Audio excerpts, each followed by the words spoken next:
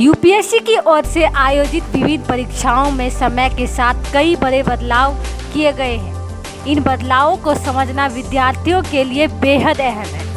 यह एक बड़ी सच्चाई है कि सिविल सेवा की परीक्षाओं में प्रतिभागियों की संख्या भले ही बढ़ी है, लेकिन प्रतिस्पर्धा कम हुई है। ऐसे में विद्यार्थियों को घबराने की कोई ज़रूरत नहीं है।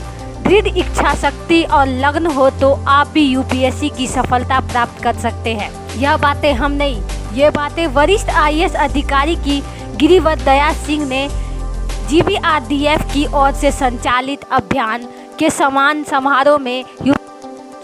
समारोह से यूपीएससी परीक्षा के बदलते आयाम विषयों पर आयोजित सेमिनार में कही गई है। इस कार्यक्रम में संस्था में से यूपीएससी में सफल हुए छात्र पीयूष कुमार को सम्मानित किया गया। यह कार्यक्रम में बीपीएससी के पूर्व सदस्य प्रोफेसर डीएम शर्मा, उमेश प्रताप सिंह, बिहार से पूर्व डीआईजी चंद्रिका प्रसाद, कर्नल मनमोहन ठाकुर समेत बड़ी संख्या में लोग शामिल हुए। 15 वर्षों में कंपटीशन का स्तर घटा है।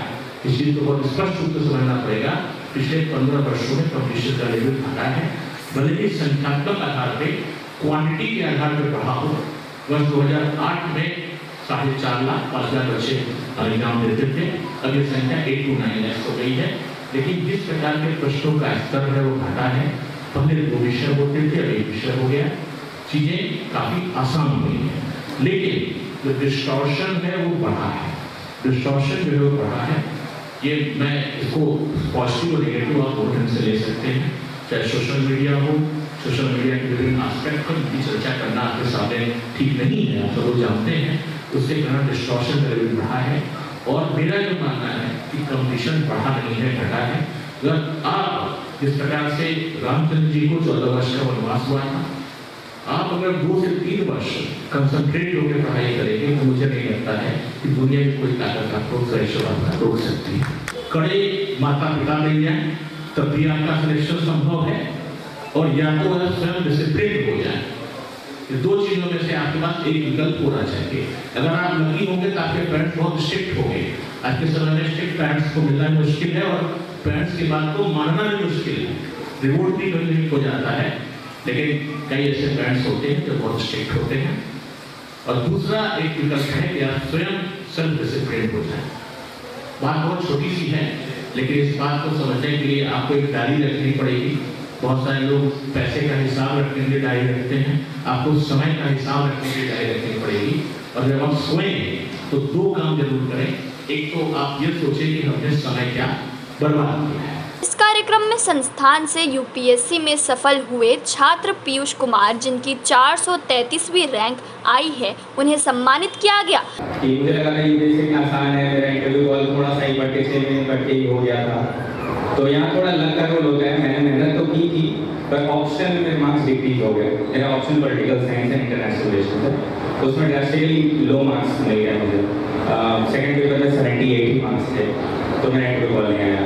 तो मैंने उसमें बहुत मेहनत की, फिर सेकंड थर्ड अटेम्प्ट दिया। फिर क्या हुआ कि मेरा प्रीलिम्स छूट गया। जब मैं बेस्ट प्रिपेयर था अपने अटेम्प्ट को लेके, 2021 का मेरा प्रीलिम्स ही नहीं हुआ, 2 मार्क्स से मेरा प्रीलिम्स छूट गया।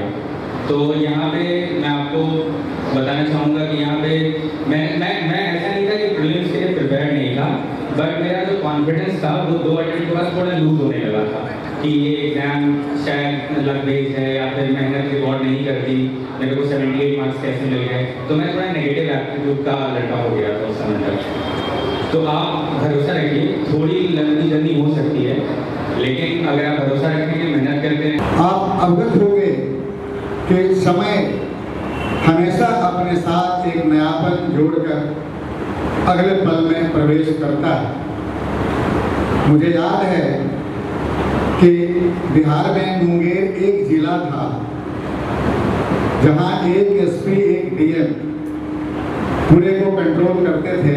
आज वहां जमुई, शेखपुरा, लखीसराय इत्यादि कई जिले वहां से कटकर बन चुके हैं।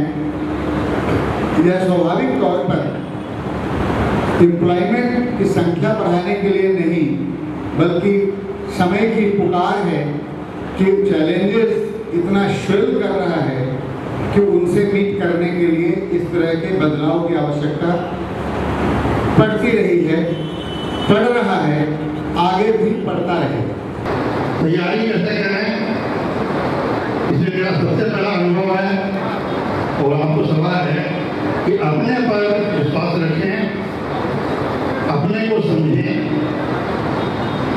और दूसरों से लिए गए चीज़ों को भी अपना बनाकर पेश करें। कहना है कि चट्टानों का सीना तोड़ो, तूफानों पर वार करो, मल्लाहों का चक्कर छोड़ो, तैर का दरिया पार करो। जब 7वीं 8वीं क्लास में था, बिहार बोर्ड से बड़ा सरकारी विद्यालय से मुझे लगता है ज़्यादातर लोग बिहार से आए थे। यहाँ पे एक लेसन था, कल्पना और यथार्थ में क्या फर्क है। और उसकी कहानी ये थी कि एक आदमी समुद्र के किनारे बैठा हुआ है और जीवन में कुछ अर्जित करना चाहता है,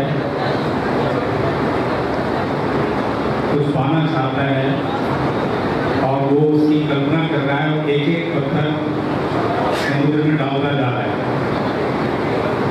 आखिरी पत्थर जब उसका बचा हाथ में तो उसका ध्यान टूटा और उसके हाथ में एक आखिरी मोती पड़ा हुआ था। यानी कल्पना में उसने सारे मोती फेंक दिए थे समुद्र में और आखिरी मोती जब उसके हाथ में बचा तो उसकी आंखें खुली। ज़्यादातर जिंदगी का ज़्यादातर समय हम लोग क्या कहते हैं, कल्पना में बिता रहे हैं और वो आखिरी मोती क्या है आपके हाथ में, अभी भी हम लोग वही काम कर रहे हैं। कोई बता सकता है वो आखिरी मोती क्या है आपके हाथ में? आप लोग जो छात्र छात्राएँ तैयारी कर रहे हैं, किसी भी विषय से हो, तैयारी में आपके पास एक सपना